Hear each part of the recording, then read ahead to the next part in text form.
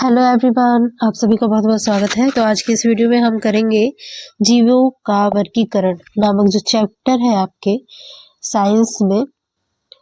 तो इसी चैप्टर को आज हम कवर करने वाले हैं और यह चैप्टर जो है अपने आप में साइंस का जो है काफ़ी मोस्ट इम्पोर्टेंट चैप्टर है, जिससे कि आपके कॉम्पिटिटिव एग्जाम में भी क्वेश्चन जो है पूछे जाते हैं।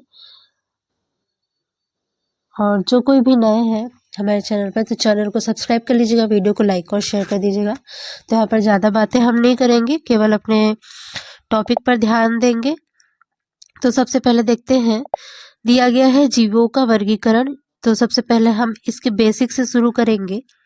तो बेसिक में क्या है, इसके सामूहिकरण एवं वर्गीकरण के पूर्व प्रयास। ठीक है, पूर्व से ही जो है वर्गीकरण करने के, जीव जंतुओं को जो है, पेड़ पौधों को जो है वर्गीकरण करने का जो है प्रयास प्रारंभ कर दिया गया था। ठीक है, तो चलिए अब आप आगे चलते हैं। सबसे पहले यहाँ पर आप सभी देख सकते हैं कि ऐतिहासिक दस्तावेजों से हमें पता चलता है कि सर्वप्रथम अरस्तु ने जीवों को उनके आवास के आधार पर, ठीक है, किसने, अरस्तु ने जीवों को उनके आवास के आधार पर सामूहिकृत करने का प्रयास किया था। ठीक है, मतलब एक समूह में वे क्या किए थे, उनको रखते गए थे। इस आधार पर उन्होंने जीवों के जलीय व स्थलीय जैसे समूह बनाए थे। ठीक है, एक जलीय आवास हो गया और एक स्थलीय आवास हो गया। ठीक है, तो ये इन दो समूहों में जो है उन्होंने जीवों को क्या किया था, समूहीकृत किया था। चलिए अब आगे देखते हैं कि अरस्तु के बाद जीवों के वर्गीकरण के और भी प्रयास हुए। ठीक है, परंतु हमारे पास जो है कुछ प्रयासों के बारे में ही जानकारी उपलब्ध है। तो अरस्तु जी के बाद में भी ये वर्गीकरण का जो प्रक्रिया है जीव जंतुओं का, यह चलता रहा, लेकिन उसमें से कुछ फेमस, कुछ अच्छे जो है प्रयास है यहाँ पर बताए गए हैं। आगे आप देख सकते हैं कि यहाँ पर बताया गया है कि 1686 में जॉन रे ने पौधों के वर्गीकरण में पौधों को जो है उनके बाह्य लक्षणों के आधार पर उनका वर्गीकरण किया था। किन्होंने, जॉन रे ने पौधों का वर्गीकरण किस आधार पर किया था, पौधों के बाह्य लक्षणों के आधार पर। आगे देख सकते हैं कि जॉन रे के बाद, अब जॉन रे के बाद बताया गया, जॉन रे का कब से कब तक का टाइम बताया गया है, तो यह बताया गया है 1686 ईस्वी। ठीक है, अब आगे देखेंगे जॉन रे के बाद जो है, जो कैरोलस लिनियस नामक वैज्ञानिक आते हैं, जो कि काफी फेमस है। ठीक है, तो कैरोलस लिनियस नामक एक वैज्ञानिक ने दुनिया भर के तमाम पौधों को वर्गीकृत करने का प्रयास किया था। ठीक है, आगे आप देख सकते हैं कि लिनियस ने सबसे महत्वपूर्ण काम यह किया कि कुछ विशिष्ट गुणों जैसे कि उनके फूलों में नर एवं मादा अंगों की उपस्थिति व संख्या के आधार पर एक सरल वर्गीकरण किया था। तो इन्होंने किस आधार पर किया था, अरस्तु ने तो आवास के आधार पर किया था, लेकिन जो कैरोलस लिनियस है, इन्होंने किस आधार पर किया था, तो इन्होंने पौधों के जो विशिष्ट गुण है, ठीक है, पौधे को जो विशिष्ट गुण है उनके गुणों के आधार पर, जैसे कि फूलों में नर एवं मादा अंगों की उपस्थिति, ठीक है, या फिर उन अंगों की जो है संख्या के आधार पर इन्होंने क्या किया है, एक सरल वर्गीकरण दिया है। और जॉन रे ने किस आधार पर किया था, तो इन्होंने पौधों के बाह्य लक्षणों के आधार पर किया था। तो ये तीन चीजें जो है मेन आपको याद रखनी है। आगे देखते हैं, यहाँ पर बताया गया है, आप देख सकते हैं कि इससे जो है, इस वर्गीकरण को क्या कहा जाता है, तो इसे लैंगिक वर्गीकरण कहते हैं। और इसका विवरण जो है 1735 में प्रकाशित सिस्टेमा नेचुरे में मिलता है। ठीक है, ये जो एक पुस्तक है जो कि किसके द्वारा लिखी गई है, कैरोलस लिनियस जी के द्वारा ही लिखी गई है, जिसका नाम है सिस्टेमा नेचुरी। ठीक है, सिस्टेमा नेचुरी नाम है। तो इसी पुस्तक में जो है इसका प्रकाशन किया गया था और इसी में ये लैंगिक वर्गीकरण के बारे में भी बताया गया है। आगे देखते हैं, फिर बताया गया है कि लिनियस ने सजीवों को वर्गीकृत करने के लिए जंतुओं व वनस्पतियों को के जो है काफ़ी सारे नमूने, मतलब 1000 से ऊपर के नमूने जो है एकत्रित किया और फिर उनका जो है तुलनात्मक अध्ययन किया।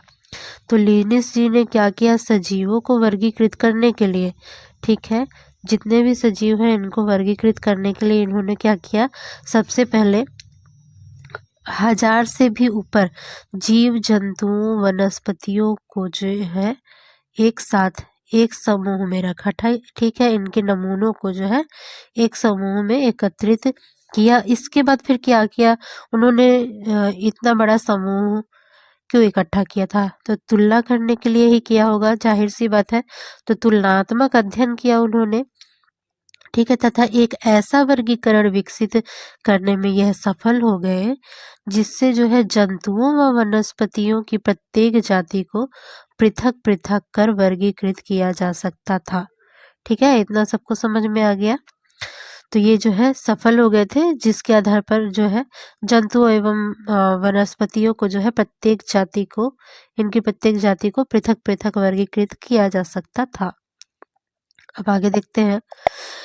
फिर बताया गया है यहाँ पर कि जंतुओं व वनस्पतियों की शारीरिक विशेषताओं के बारे में लिनियस ने व्यवस्थित रूप से जो है ज्ञान हासिल किया था।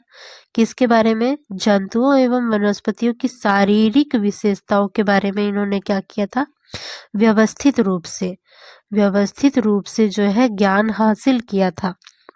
ठीक है, उसका समूचे जीव विज्ञान पर जो है काफी गहरा असर रहा है और इस पद्धति में संपूर्ण जीव जगत को 2 भागों में बांटा गया है। ठीक है, तो इन्होंने 2 भागों में बांटा था, किन्होंने, कैरोलस लिनियस ने संपूर्ण जो है जंतु जगत है, जैसे कि आपका पादप जगत हो गया, ठीक है, और आपका दूसरा हो गया जंतु जगत, तो इन्हीं 2 भागों में जो है इन्होंने डिवाइड किया था। अब देखते हैं, कैरोलस लिनियस के वर्गीकरण में सबसे पहले जो है पदानुक्रम शब्द का प्रयोग किया था। ठीक है, ये काफी इंपॉर्टेंट लाइन है, पदानुक्रम। ठीक है, पदानुक्रम शब्द जो है आपके वर्गीकरण से बनने वाले क्वेश्चन में जो है काफी ज्यादा ऐड किया जाता है। तो कैरोलस लिनियस ने वर्गीकरण में सबसे पहले क्या किया था, पदानुक्रम शब्द का प्रयोग किया था। पदानुक्रम वह प्रक्रिया है जिसमें जीवों को उनके गुणों और विकास के आधार पर, ठीक है, पदानुक्रम कैसी प्रक्रिया है, पदानुक्रम जो है ऐसी प्रक्रिया है जिसमें जीवों को उनके गुणों और विकास के आधार पर एक निश्चित श्रृंखला के अंतर्गत विभिन्न समूहों में व्यवस्थित किया जाता है। ठीक है, अब आगे देखते हैं एग्जाम्पल में।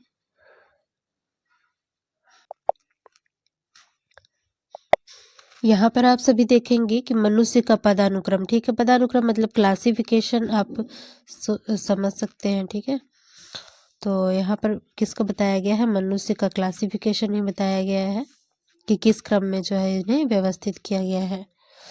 तो मनुष्य को सबसे पहले देखते हैं हम जगत, जिसे कि किंगडम भी कहा जाता है। ठीक है, जगत किंगडम भी कहा जाता है, जिसे कि एनिमिलिया।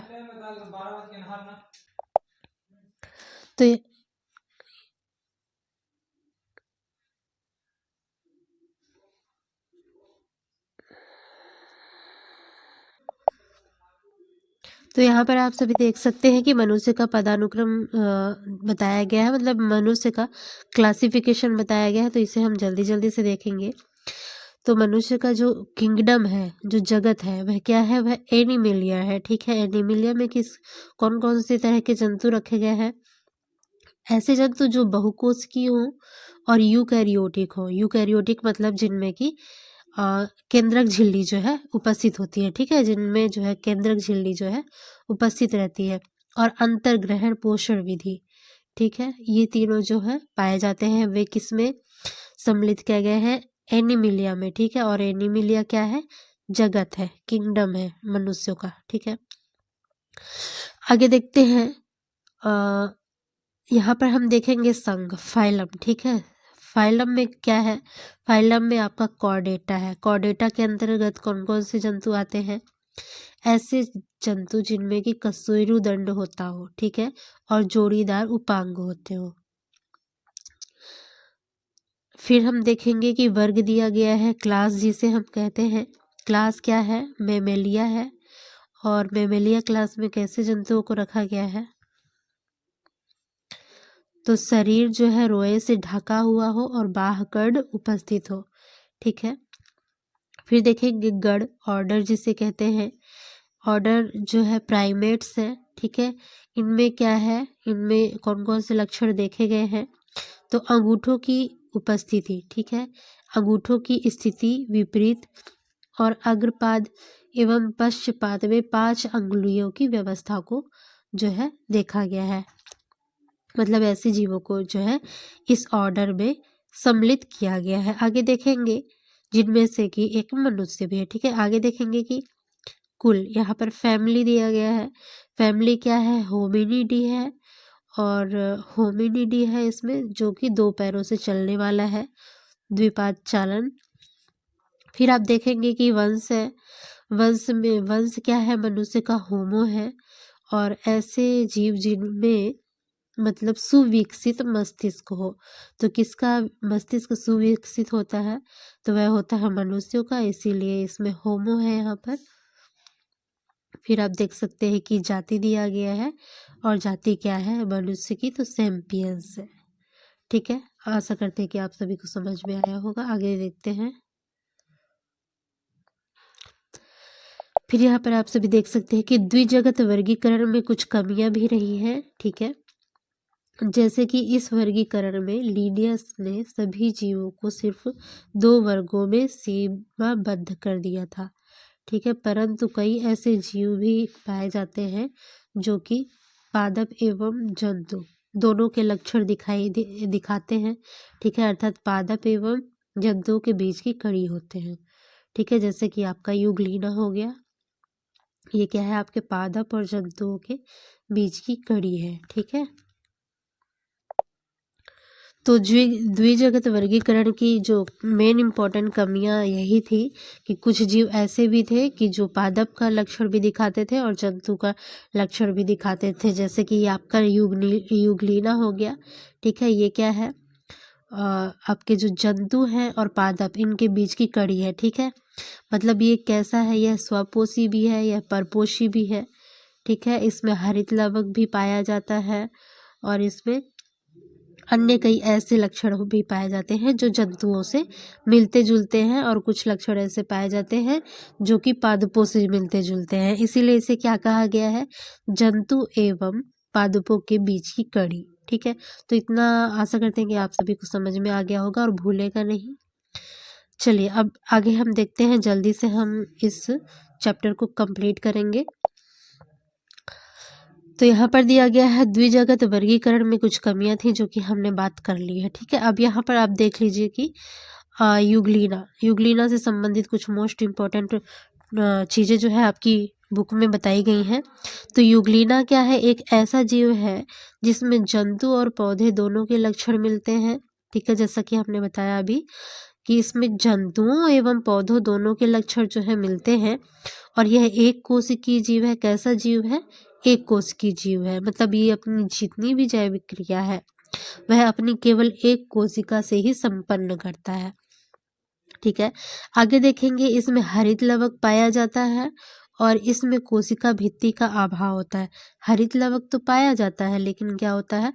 कोशिका भित्ति का अभाव होता है। जनरली आप देखे होंगे कि पौधों में जो है हरित लवक पाया जाता है, ठीक है। जिसके कारण वो क्या करते हैं? प्रकाश संश्लेषण करते हैं, अपने भोजन का निर्माण करते हैं, ठीक है। और पौधों में और क्या पाया जाता है? तो पौधों में जो है कोशिका भित्ति पाई जाती है। लेकिन यहाँ पर ये अपवाद है कि युगलीना में जो है कोशिका भित्ति नहीं पाई जाती है, लेकिन इसमें क्या पाया जाता है? हरित लवक पाया जाता है, ठीक है। आगे देखते हैं, यह स्वपोषण तथा विषम पोषण होता है। मतलब यह स्वयं से खाना बना सकता है और क्या करता है? और दूसरे के ऊपर भी निर्भर रहता है। ये दोनों ही है, ठीक है। इसमें दोनों लक्षण जो है पाए जाते हैं। तो ये स्वपोषी भी होता है और विषमपोषी भी होता है, ठीक है। दोनों प्रकार से यह भोजन जो है प्राप्त कर सकता है। काफ़ी फायदे में है यह युगलिना जो है, ठीक है, जिधर से नहीं उधर से अपना खाने पीने का व्यवस्था कर लेता है। चलिए अब देखते हैं, नेक्स्ट हम देखेंगे तो ये जो है कैरोलस लिनियस के वर्गीकरण का पहला कमी है, ठीक है। ये पहली कमी है कि इन्होंने अपने वर्गीकरण में ऐसे जंतुओं को जो है स्थान नहीं दिया और ना ही इनके बारे में कुछ चर्चा की। तो ये आपका पहला हो गया। अब दूसरी कमी क्या रही है, हम उसके बारे में बात करते हैं।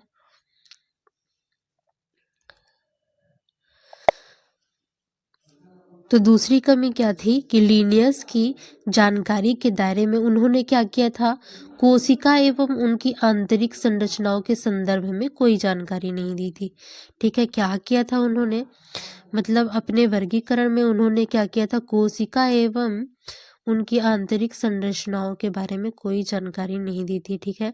तो इसके संदर्भ में कोई जानकारी नहीं थी। आगे है, समय के साथ सूक्ष्मदर्शी की आवर्धन क्षमता बढ़ने के आविष्कार भी होते रहे, जिससे जो है जीवों में विविधता और गहन अध्ययन संभव हुआ, ठीक है। तो जीवों का काफ़ी विभिन्नता, मतलब अलग अलग तरह से जो है जानकारियाँ जुटाई गई और क्या हुआ, उनका गहन अध्ययन किया गया, ठीक है। अतः लिनियस जीवों के कोशिकाओं की आंतरिक संरचना को अपने वर्गीकरण में स्थान नहीं दे पाए थे, ठीक है। तो ये दो इम्पोर्टेंट कमियां थी जो कि आपको याद रखना है। अब चलिए, अब हम चलते हैं नेक्स्ट टॉपिक पे। तो अब हम किसके बारे में पढ़ेंगे, आर.एच. विटेकर के वर्गीकरण के बारे में पढ़ेंगे, ठीक है, जो कि काफ़ी मोस्ट इम्पॉर्टेंट टॉपिक है और इससे भी काफ़ी सारे क्वेश्चन पूछे जाते हैं आपके वर्गीकरण के चैप्टर में। कैरोलस लिनियस हो गए, आर.एच. विटेकर हो गए, ठीक है। तो इन दोनों की जो क्वेश्चन काफ़ी ज़्यादा पूछे जाते हैं। तो अब हम पढ़ेंगे आर.एच. विटेकर का वर्गीकरण। तो सबसे पहले हम देख लेते हैं कि जैसे जैसे कोशिकाओं की आंतरिक संरचना के विषय में जानकारी जो है बढ़ती गई एवं जो है नए जीवों का पता चलता गया, वैसे वैसे वर्गीकरण के नए आधार भी मिलते गए, ठीक है।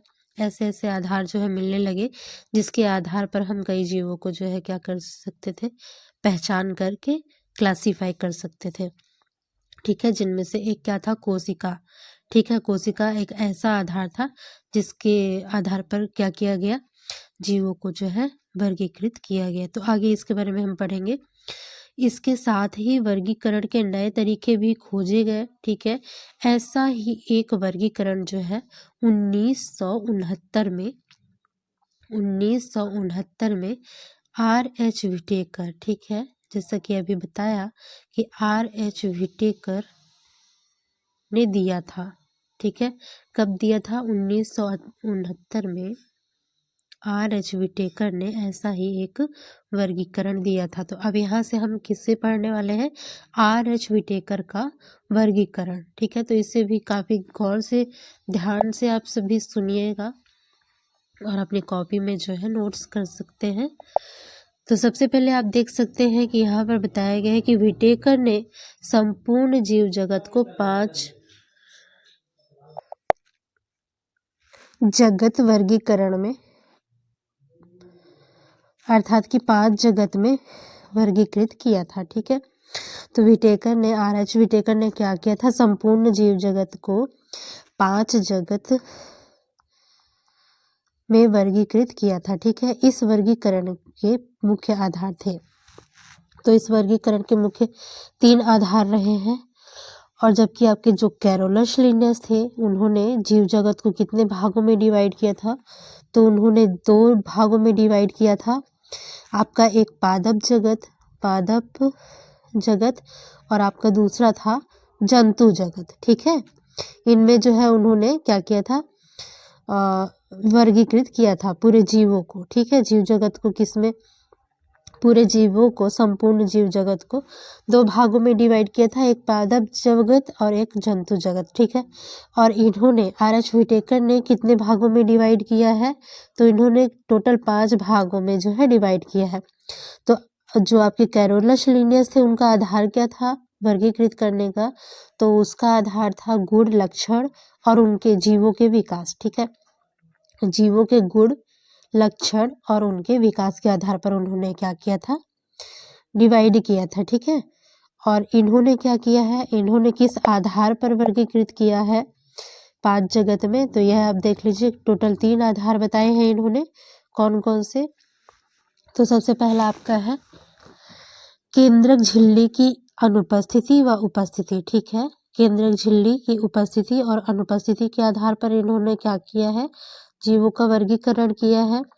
ठीक है, और संगठन का स्तर, ठीक है, शारीरिक संगठन का जो स्तर है उसके आधार पर उन्होंने क्या किया है, जीवों का वर्गीकरण किया है।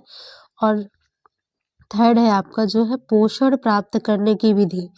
ठीक है, तो पोषण प्राप्त करने की विधि के आधार पर भी इन्होंने क्या किया है, जीवों को वर्गीकृत किया है। आपका एक पहला हो गया केंद्रक झिल्ली, शारीरिक संगठन का स्तर और पोषण प्राप्त करने की विधि। तो इसे भी आपको याद रखना है। जिनमें केंद्रक झिल्ली की अनुपस्थिति एवं उपस्थिति होता है, तो इन्हें क्या कहते हैं, जिनमें अनुपस्थिति होती है वे प्रोकैरियोटिक जीव कहलाते हैं, और जिनमें केंद्रक झिल्ली पाई जाती है वे यूकैरियोटिक जीव कहलाते हैं। ठीक है, और संगठन स्तर, ऐसे जीव जो केवल एक कोशिका से बने होते हैं उन्हें क्या कहते हैं, जिनका शरीर जो है,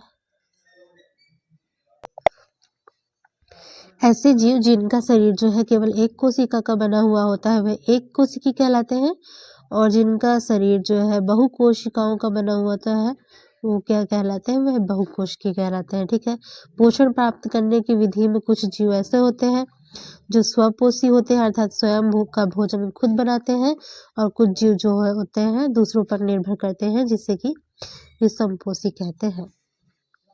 अब चलिए, अब हम मेन वर्गीकरण देखेंगे इनका, 5 जगत वर्गीकरण। तो यहाँ पर सिंपल सी बात यही बताया गया है कि पूर्व पद्धतियों की अपेक्षा वर्गीकरण की 5 जगत की प्रणाली जो है काफ़ी अधिक विकसित प्रतीत होती है, और इसमें जीवों की विविधता पर और अधिक बेहतर तरीके से विचार किया गया है। ठीक है, इस प्रणाली में संपूर्ण जीव जगत को निम्न 5 जगत में वर्गीकृत किया गया है। चलिए अब आगे देखते हैं 5 जगत कौन कौन से हैं। तो वे हैं आपके जगत मोनेरा। ठीक है, जगत मोनेरा, प्रोटिस्टा, फंजाई, प्लांटी और एनिमिलिया। ठीक है, तो कौन कौन से जगत है, Monera, protista, fungi, Plantae, Animalia. ठीक है, इसे आप MP, FP और A के बेस पे भी याद कर सकते हैं। ठीक है, MP से आप MP को याद कर लीजिए, MP से आप मोनेरा और प्रोटिस्टा को याद कर लीजिए, FP से आप याद कर सकते हैं फंजाई और प्लांटी को, और A से आप याद कर सकते हैं एनिमिलिया को। ठीक है, अब चलिए, अब इसके बारे में थोड़ा थोड़ा हम डिटेल्स में जानेंगे।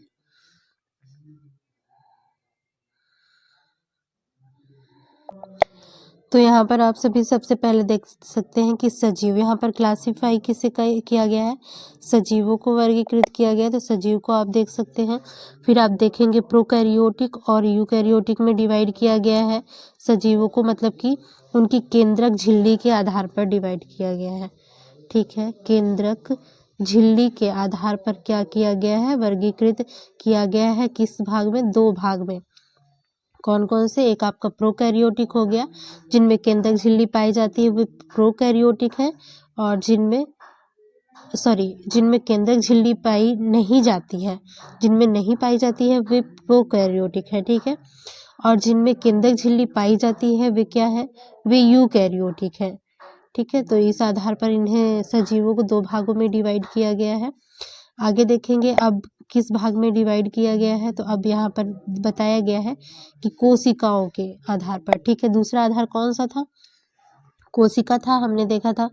तो एक कोशिकीय जीव ऐसे जीव हैं जिनका जो है शारीरिक संगठन एक कोशिका से होता है। ठीक है, और बहुकोशिकीय जिनके मतलब शारीरिक संगठन में बहुत सारी कोशिकाएं जो है भाग लेती हैं। ठीक है, तो एक कोशिकीय में क्या आ जाएगा आपका मोनेरा जगत, ठीक है। मोनेरा जगत में एक कोशिकीय जीवों को रखा गया है। मोनेरा जगत में कैसे जीवों को रखा गया है, एक कोशिकीय जीवों को रखा गया है। एक कोशिकीय जीव जैसे कि आपकी जो जीवाणु हो गया, जिसे कि हम बैक्टीरिया भी कहते हैं, ठीक है, जिनके द्वारा जो है क्या होता है, बीमारियां फैलती हैं। ऐसे बीमारी फैलाने वाले जीवाणुओं को कौन से जगत में रखा गया है, मोनेरा जगत में रखा गया है। आगे आप देख सकते हैं कि यूकैरियोटिक से पता चल रहा है कि ये जो भी जीव है इनमें केंद्रक झिल्ली अवश्य रूप से पाई जाती है, ठीक है। तो आगे देखते हैं, एक कोशिकीय भी होते हैं ये और बहुकोशिकीय भी होते हैं।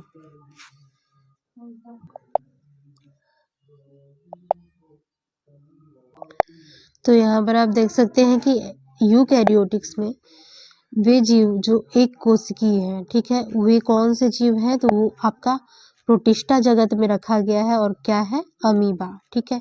अमीबा को किस में रखा गया है, प्रोटिस्टा जगत में रखा गया है, ठीक है।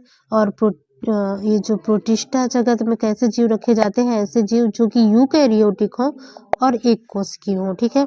यूकैरियोटिक हो लेकिन एक कोशिकीय हो, ऐसे जीवों को प्रोटिस्टा जगत में रखा गया है। जैसे कि आप कह सकते हैं अमीबा। समझ में आ रहा है ना सभी को? अगर नहीं समझ में आए तो कमेंट करके जरूर बता दीजिएगा एक बार।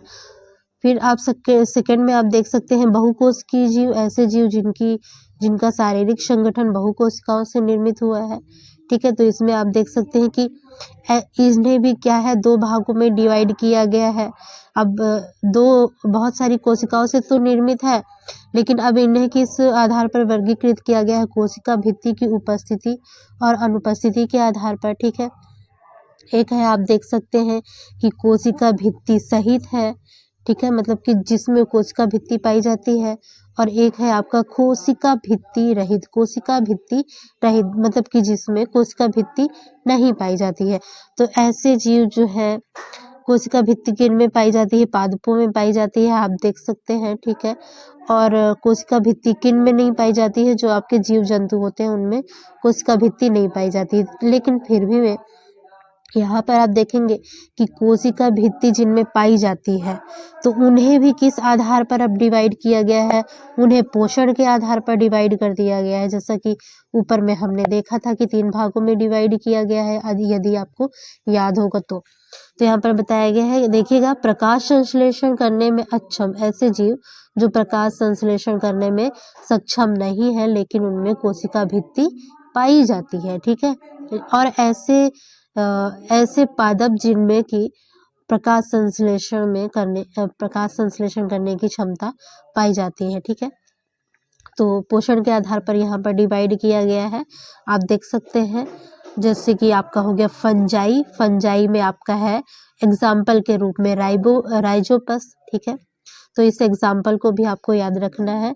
तो राइजोपस कैसा है, तो इसमें जो है कोशिका भित्ति तो पाई जाती है, लेकिन ये क्या करते हैं, ये प्रकाश संश्लेषण करने में असक्षम होते हैं, मतलब स्वपोषी नहीं होते हैं। राइजोपस स्वपोषी नहीं होते हैं, ठीक है। लेकिन यहाँ पर आप देख सकते हैं कि प्रकाश संश्लेषण करने में जो सक्षम है आपका, इसके अंतर्गत कौन सा आता है, कौन सा जगत है, तो प्लांटी जगत है। आप एग्जाम्पल में नीम का पेड़ जान सकते हैं, और आपके जो बड़े बड़े पेड़ हैं, आम का हो गया, ठीक है, यूकेलिप्टिस का हो गया, ये सभी जो है आपके किसमें प्रकाश संश्लेषण करने में जो सक्षम होते हैं उसमें आ जाएंगे। और आपका राइजोपस जो है फंजाई में आ जाएगा, ठीक है। अब यहाँ पर देखिएगा कोशिका भित्ति रहित, मतलब इनमें कोशिका भित्ति नहीं पाई जाती है। और इसमें कौन सा जगत आता है, तो इसमें सम्मिलित किया गया है एनीमिलिया को।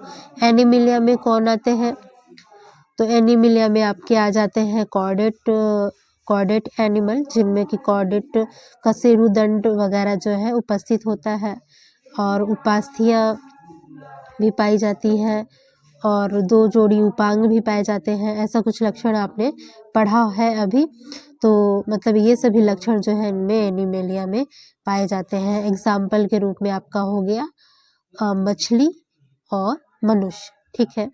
तो सबसे बड़ा एनीमिलिया का यही होता है कि इनमें कॉर्डेटा जो है प्रेजेंट रहता है। अब हम आगे देखेंगे मोनेरा जगत के बारे में, ठीक है, किंगडम मोनेरा। तो किंगडम मोनेरा में क्या बताया गया है कि मोनेरा जगत के अंतर्गत सभी एक कोशिकी झिल्ली रहित केंद्रक यानी प्रोकैरियोटिक कोशिका वाले जीव आते हैं, ठीक है। ये सभी लक्षण मैंने बता दिया है, आप सभी को याद होगा तो आप सभी को पता होगा, ठीक है, गौर से यदि आपने सुना होगा तो ये सभी लक्षण जो है मैंने डायग्राम में ही बता दिया है। तो मोनेरा जगत के अंतर्गत सभी एक कोश की झिल्ली रहित केंद्रक यानी प्रोकैरियोटिक कोशिका वाले जीव आते हैं। नेक्स्ट देखेंगे, इस जगत के जीव स्वपोषी एवं विषमपोषी दोनों होते हैं, ठीक है, दोनों प्रकार के हो सकते हैं, ठीक है, स्वपोषी भी हो सकते हैं और विषमपोषी भी हो सकते हैं, जिसमें कि किसे रखा गया है, जीवाणुओं को, आपको पता है ना। तो यहाँ पर देख सकते हैं कि इनकी कोशिका झिल्ली के चारों ओर कोशिका भित्ति होती है, कोशिका भित्ति भी इनके चारों ओर जो है प्रेजेंट रहती है। इनकी कोशिका भित्ति पौधों की कोशिका भित्ति से अलग होती है, ठीक है, भिन्न प्रकार की होती है। क्यों? क्योंकि जीवाणुओं की जो कोशिका भित्ति है आपको पता है कि प्रोटीन से बना हुआ होता है, ठीक है, और यह आप देख सकते हैं यह जो है मुख्यतः पेप्टाइडोग्लाइकॉन, ठीक है, पेप्टाइडोग्लाइकॉन जिसे कहते हैं इससे बनी हुई होती है।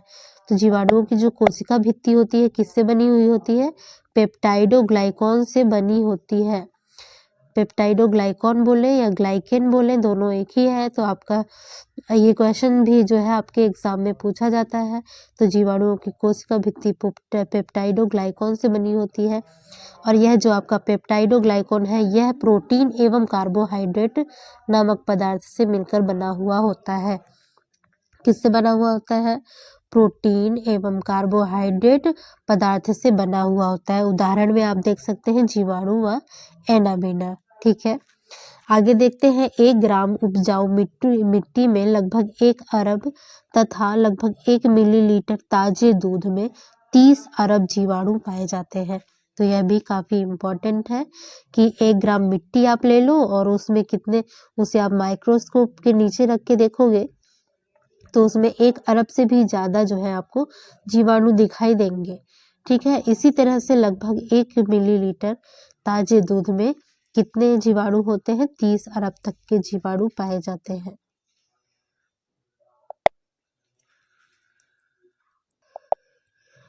तो 1 ग्राम उपजाऊ मिट्टी में कितने जीवाणु पाए जाएंगे, 1 अरब, ठीक है। जो लोग मिट्टी खाते होंगे ना, आज से मिट्टी खाना बिल्कुल छोड़ देना, ठीक है। तो 1 ग्राम मिट्टी में लगभग 1 अरब जो है आपके जीवाणु पाए जाते हैं और इसी तरह से आपके 1 मिलीलीटर ताजे दूध में जो है 30 अरब जीवाणु पाए जाते हैं। तो दूध को तो खैर गर्म करके इंसान पीता है, ठीक है, लेकिन कुछ लोग होते हैं जिन्हें मिट्टी खाना भी काफी ज्यादा पसंद होता है, ठीक है, वो ये नहीं देखते हैं कि कैसे मिट्टी खा रहे हैं। चलिए, तो यहाँ पर आप देख सकते हैं जीवाणुओं का, जीवाणुओं में आपका कौन सा आता है, सबसे फेमस जो जीवाणु है ई कोलाई है, ठीक है, और बेसिलस एंथ्रेसिस है। ई कोलाई और बेसिलस एंथ्रेसिस जीवाणु। नेक्स्ट आप देख सकते हैं आपका है साइनोबैक्टीरिया, एनाबीना, ठीक है। नेक्स्ट आप देखते हैं प्रोटिस्टा जगत को। फिर बताया गया है यहाँ पर प्रोटिस्टा जगत। यहाँ पर आप देख सकते हैं प्रोटिस्टा जगत के बारे में। प्रोटिस्टा जगत के ये लक्षण बताए गए हैं। प्रोटिस्टा जगत के सभी जीव क्या होते हैं, एक कोशिकीय होते हैं, आपको पता होगा।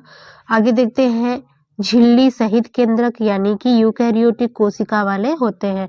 इस जगत में स्वपोषी विषमपोषी दोनों ही प्रकार के जीव जो है हो सकते हैं, ठीक है। अमीबा नाम सुना है ना, अभी आपने देखा भी होगा चार्ट में जो मैंने बताया था, उसमें अमीबा को बताया गया है। आगे देखते हैं, जीवन की सभी क्रियाएं जो है एक ही कोशिका के द्वारा ये संपन्न करते हैं। जैसे कि आपका एग्जाम्पल में हो गया अमीबा, पैरामीशियम, एंट अमीबा और यूग्लिना, ठीक है। यूग्लिना क्या है, पादप और जंतुओं के बीच की कड़ी है। तो यहाँ पर आप डायग्राम देख सकते हैं, ये आ नंबर वाला डायग्राम आपका अमीबा का है और ये बा नंबर पे जो है ये एंट अमीबा है, ठीक है। जो कि अमीबा से काफ़ी ज़्यादा मिलता जुलता है। और फिर आपका है ये पैरामीशियम, ठीक है, पैरामीशियम। तो ये आपका हो गया। नेक्स्ट आप देख सकते हैं, यूग्लिना का चित्र तो हमने पहले ही दिखा दिया था। नेक्स्ट आप देख सकते हैं फंजाई जगत के बारे में, जिसे कि कवक भी कहा जाता है। इसमें क्या बताया गया है कि अधिकांश कवक जो होते हैं क्या होते हैं, तंतुमय होते हैं। ये तंतु के आकार के होते हैं, ठीक है, आप देख सकते हैं। और ये तंतु क्या करते हैं, आपस में मिलकर के क्या करते हैं, एक जाल बनाते हैं, जिससे कि कवक जाल या माइसीलियम कहते हैं। कवक जाल को क्या कहा जाता है, माइसीलियम कहा जाता है। फिर आप देखेंगे इस जगत के जीव एक कोशिकी और बहुकोशिकीय होते हैं, ठीक है, एक कोशिकीय और क्या होते हैं, बहुकोशिकीय, यूकैरियोटिक व विषमपोषी होते हैं। तो यहाँ पर आप देख सकते हैं कि अधिकांश कवक जो होते हैं तंतुमय होते हैं, और ये तंतु जो है मिलकर के आपस में क्या करते हैं, जाल बनाते हैं, जिससे कि क्या कहा जाता है, इन जाल को माइसीलिया कहा जाता है। इस जगत के जीव एक कोशिकीय एवं बहुकोशिकीय, यूकैरियोटिक व विषमपोषी होते हैं। आगे देखेंगे इस कोशिका में हरित लवक अर्थात क्लोरोप्लास्ट नहीं पाया जाता है। इनकी कोशिकाओं में जो फंजाई होता है, इनमें क्या होता है, क्लोरोप्लास्ट नहीं पाया जाता है। उदाहरण के लिए आप देख सकते हैं कि म्यूकर, ईस्ट, एगेरिकस, जिसे कि मशरूम भी कहते हैं, Rhizopus, bread mould, Aspergillus, Penicillium, ठीक है, ये काफी मोस्ट इम्पॉर्टेंट एग्जाम्पल है, इनको आपको ना याद रखना है, ठीक है। Mucor, east, agaricus, Rhizopus, Aspergillus, Penicillium, Penicillium, Aspergillus, Rhizopus, agaricus, east, Mucor, ठीक है, तो याद रखिएगा इसे।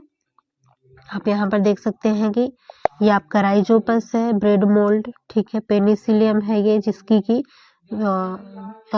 दवाई बनाई जाती है, और ये आपका एस्परजिलस है, ठीक है।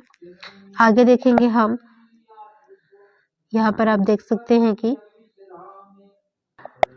तो यहाँ तक कंप्लीट हो गया है, और वीडियो जो है काफ़ी लंबी हो रही है, इसलिए हम इसका जल्दी ही जो है सेकेंड पार्ट भी लेकर आएंगे। तो यदि वीडियो आपको अच्छी लगी हो तो वीडियो को लाइक कीजिएगा, शेयर कीजिएगा, चैनल को सब्सक्राइब कीजिएगा। और अभी ये चैप्टर जो है आधा ही कंप्लीट हुआ है, और आने वाले वीडियो में हम जो है इसे पूरा करवा देंगे। तो यदि वीडियो अच्छी लगी तो वीडियो को लाइक कीजिएगा, शेयर कीजिएगा, चैनल को सब्सक्राइब कीजिएगा। Thank you.